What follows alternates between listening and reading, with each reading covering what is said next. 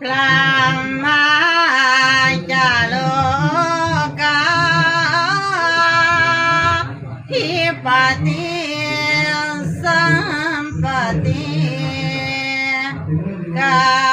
ตันสาลีอันทิวาลังอายะจตาสันติทัสสันตาปาลาสังขจติกาเทเส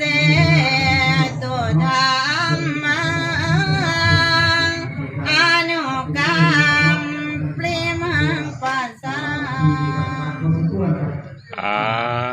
ขออนุโมทนาโตสัมมาสัมพุทธัสสะนะโมตัสสะภะคะวะโตอะระหะโตสัมมาสัมพุทธัสสะสุตินังวัตเมธานังบิดานังมารดานังครูอุปชานังอาจาริยานัง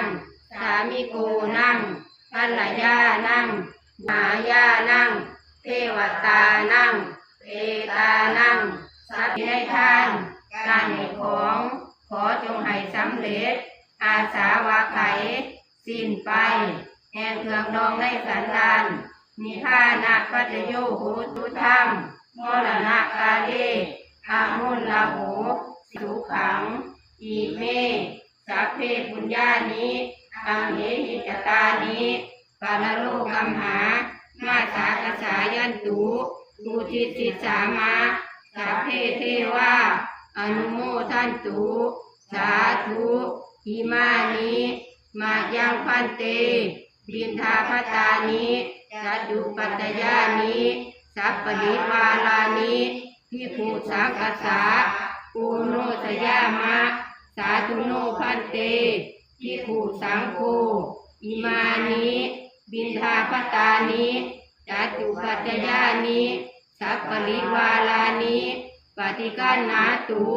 อมหากังทีฆารตังอิกายะสุขายะข้าแต่พระสงฆ์ผู้เจริญข้าพระเจ้าทั้งหลายขอน้อมถวายบิณฑบาตภัตตาหารจัตุปัจจัยและบริวารทั้งหลายเหล่านี้แด่พระภิกษุ